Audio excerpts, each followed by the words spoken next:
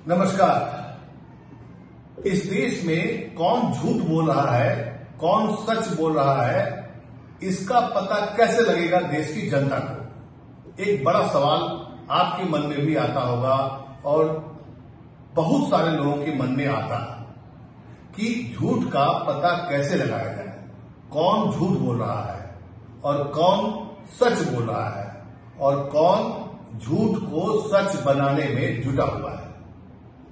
ऐसा हम इसलिए कह रहे हैं क्योंकि लोकसभा चुनाव बिल्कुल मुहाने पर नहीं बल्कि लोकसभा चुनाव होने को है। 19 अप्रैल को पहला वोटिंग होगा और देश में 4 जून के बाद एक नई सरकार संसद में प्रवेश करेगी। लोकतंत्र का जिम्मा उसके कंधे पर होगा। लेकिन आपको पता है, इस देश में जितना झूठ नेता लोग नहीं बोलते हैं, उससे कहीं ज्यादा इस देश की मीडिया ने झूठ बोलने और झूठ को प्रचार करने के लिए एक प्रोपेगेंडा बना लिया है। जितना कि नेता लोग भी झूठ नहीं बोलते, उससे कहीं ज्यादा। अब देखिए, ANI एशियन न्यूज एजेंसी, ये एक ऐसी संस्था है जो कि इसका फीड मतलब ये जो समाचार संकलित करता है, वो समाचार देश के हर एक राज्यों में दूर बैठे हुए चैनल हो, अखबार हो, सब इसकी खबर को लेते हैं और वो फिर आप तक पहुंचाते हैं। ANI का एक इंटरव्यू आया है प्रधानमंत्री मोदी के साथ और बड़ी बेबाकी से प्रधानमंत्री जो एक बीजेपी के एक नेता भी है, आज की तारीख में वो प्रधानमंत्री कम और बीजेपी के नेता ज्यादा है, इसलिए बतौर नेता जब आप किसी का इंटरव्यू लेते हैं तो आपको सवाल पूछना चाहिए था कि आप महाशय झूठ बोल रहे हैं, आपने जो बातें कही है वो झूठ है। ये कौन बोलेगा, ये कौन पूछेगा? ये काम था मीडिया का, ये काम था ANI का, जिसने प्रधानमंत्री श्री नरेंद्र मोदी जी का इंटरव्यू लिया। प्रधानमंत्री का देखिए, क्योंकि एक नेता है, मैं बार बार कह रहा हूं कि नेता लोग झूठ बोलते हैं तो बात समझ में आती है, क्योंकि अब तक 70 सालों में जो भी पॉलिटिकल पार्टी अपने देश में सत्ता संभाली है, लगभग सभी ने झूठ का सहारा लिया है और नेताओं का काम झूठ बोलना है। ये एक तरह से देश की जनमानस में लगभग बैठ चुका है। बहुत कम ऐसे नेता होते हैं जो सच बोलते हैं और सच का साथ देते हैं। इतिहास उनको भी याद रखता है, लेकिन झूठ कौन ज्यादा बोल रहा है उसको भी याद रखता है। अब देखिए, प्रधानमंत्री मोदी ने इलेक्टोरल बॉन्ड पर जो बातें बताई, उसमें सामने बैठी हुई जो इंटरव्यू कर रही थी महोदया, उन्होंने कोई सवाल नहीं पूछा। प्रधानमंत्री ने कहा कि इलेक्टोरल बॉन्ड बहुत ही पवित्र विचार था और हमने पारदर्शी सिस्टम बनाने के लिए इलेक्टोरल बॉन्ड को लाया था। अब बाद में देश को पता चलेगा कि कितना गलत हुआ है इलेक्टोरल बॉन्ड के साथ में। और आपको ये भी बता दें कि इलेक्टोरल बॉन्ड पारदर्शी नहीं था, इसी आधार पर सुप्रीम कोर्ट ने उसको रद्द कर दिया।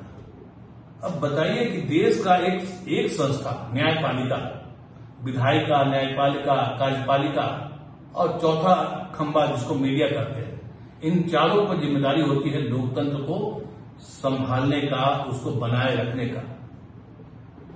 तो एक संस्था, एक खंभा, न्यायपालिका कह रही है कि इलेक्टोरल बॉन्ड का जो किस्सा था, जो कहानी थी, वो बिल्कुल गलत था। लेकिन फिर भी प्रधानमंत्री उस स्कीम को अच्छा बता रहे हैं क्योंकि उनको लगता है कि इससे पारदर्शी सिस्टम बनता। मतलब 2018 से 2023 तक किस पॉलिटिकल पार्टी को किसने चंदा दिया, किसी को पता नहीं। और आपको जानकर आश्चर्य होगा कि केंद्र सरकार ने, यानी कि मोदी सरकार ने सुप्रीम कोर्ट में एफिडेविट देकर कहा था कि देश की जनता को ये जानने का अधिकार नहीं है। क्योंकि जब बहस चल रही थी तो एक एफिडेविट दिया जाता है, हर एक पार्टियों की, दोनों पार्टियों से एफिडेविट दिया जाता है। उस वक्त जो दलील दी गई थी इसी मोदी सरकार की तरफ से कि इलेक्टोरल बॉन्ड में जो धन आ रहा है, इसकी जानकारी अगर सार्वजनिक हो गई तो वो पारदर्शी सिस्टम खत्म हो जाएगा। लेकिन सुप्रीम कोर्ट ने कहा था कि नहीं, इस देश की जनता को यह अधिकार है, ये जानने का अधिकार है कि किस पॉलिटिकल पार्टी को कौन चंदा दे रहा है और उसके बदले में उसे क्या कहीं फायदा तो नहीं दिया जा रहा।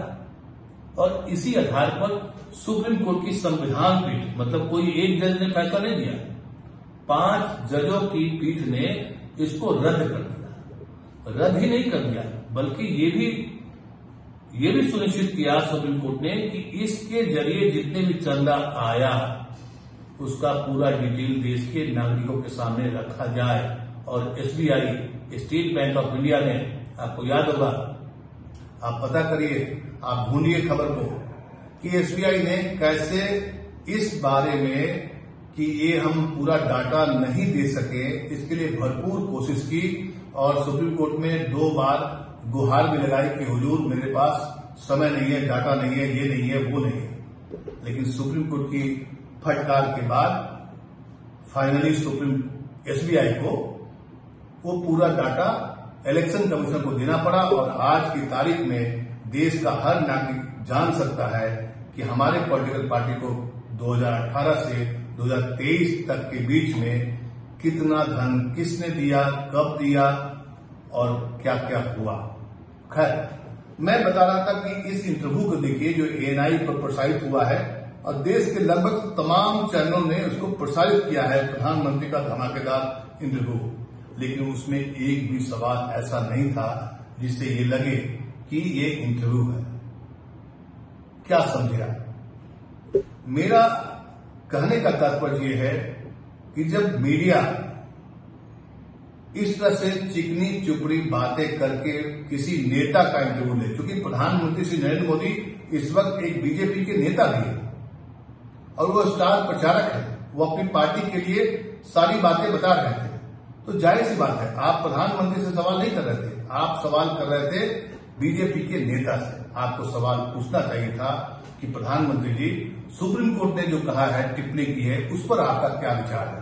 लेकिन ये बातें आपके सामने नहीं रखी गई। इसी तरह से रामदेव वाले मामले में जब सुप्रीम कोर्ट ने कहा कि केंद्र सरकार यानी कि मोदी सरकार आंख बंद करके उनको फेवर कर रही थी और देश के लाखों लोग उसके भ्रामक प्रचार से, उसके जो बनाई गई दवा से कितने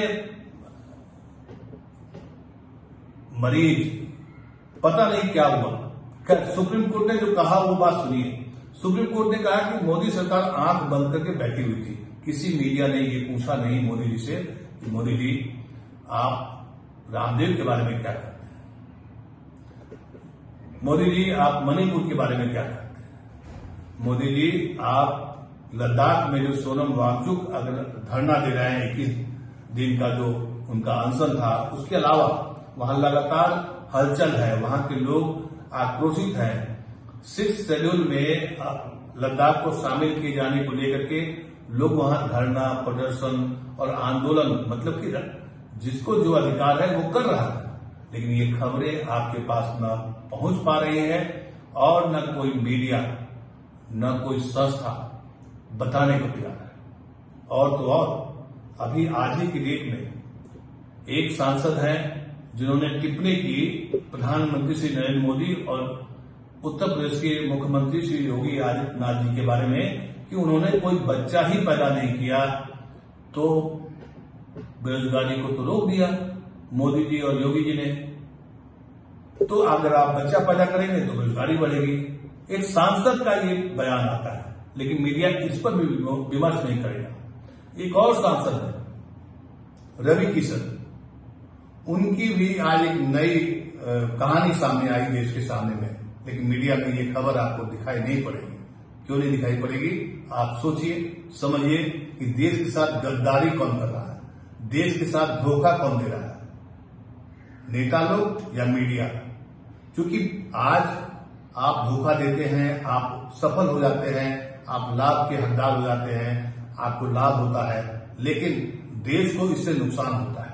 क्योंकि इलेक्ट्रल बॉन्ड का भी जो मामला था उससे लाखों करोड़ रुपए का जो नुकसान हुआ है, क्योंकि जो कंपनियां, ऐसी कंपनियों ने चंदा दिया जो हकदार नहीं थी चंदा देने के लिए, ऐसी कंपनियों ने चंदा दिया जिनके बनाए गए दवा टेस्ट में फेल हो गए, लेकिन उन्होंने चंदा दिया इलेक्ट्रल बॉन्ड के जरिए।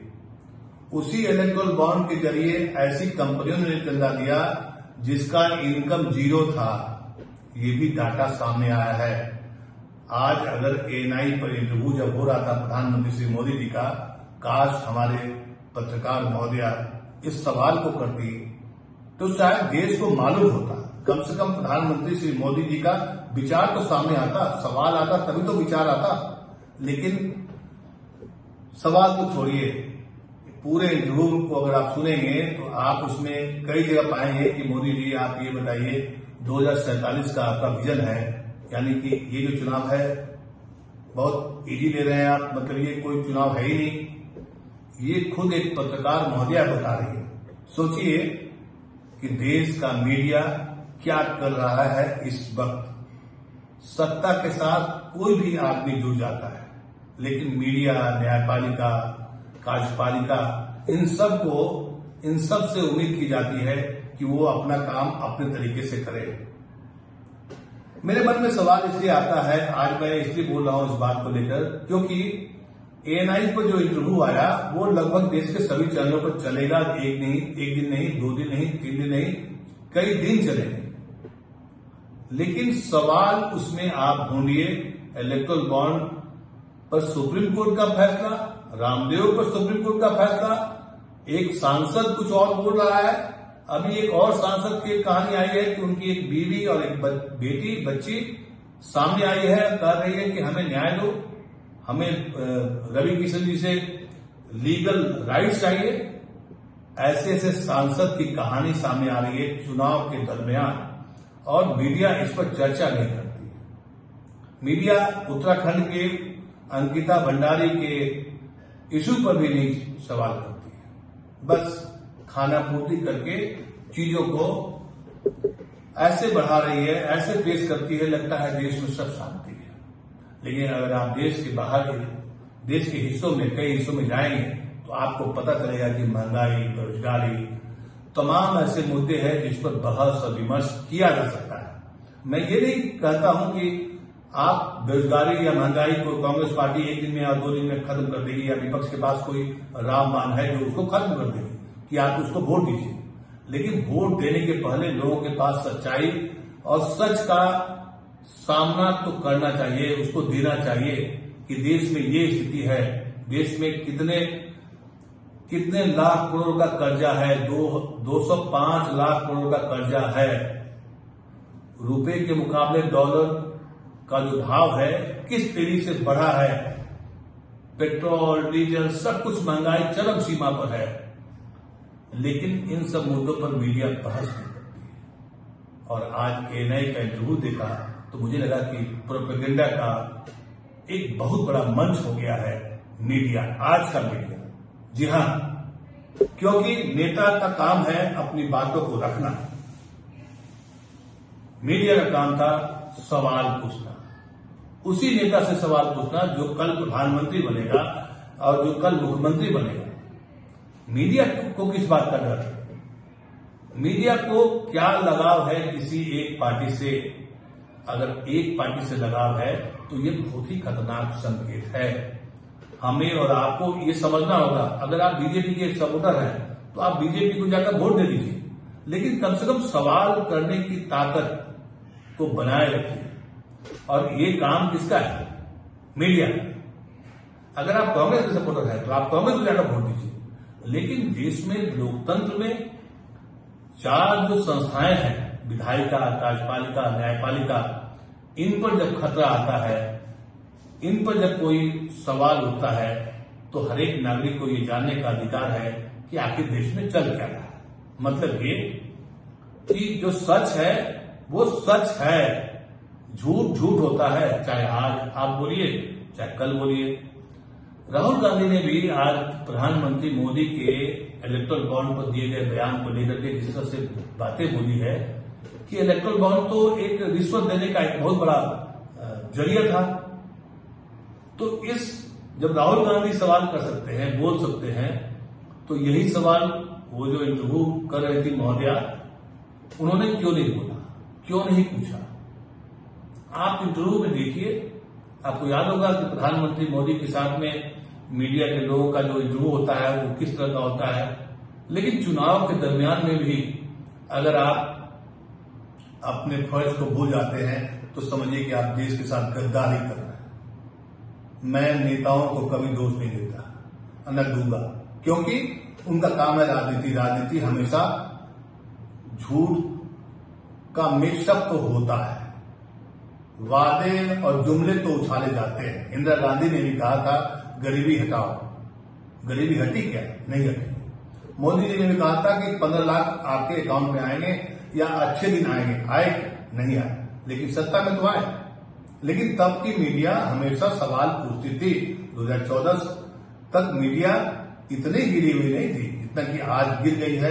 ऐसा लगता है कि पता नहीं मीडिया है कि नहीं है, क्योंकि आप किसी की बुराई करते हैं या उसका तुलना करते हैं जब उसका कोई वजूद होता है, तभी आप तुलना करते हैं।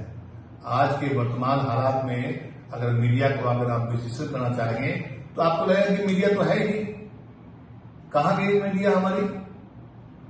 तो मीडिया आज की तारीख में सत्ताधारी पार्टी यानी बीजेपी की फ्रंटल सेना बनी हुई है, फ्रंटल सेना, और उसकी कठपुतली बन करके इस देश के लोगों के साथ में धोखा दे रही है। नमस्कार।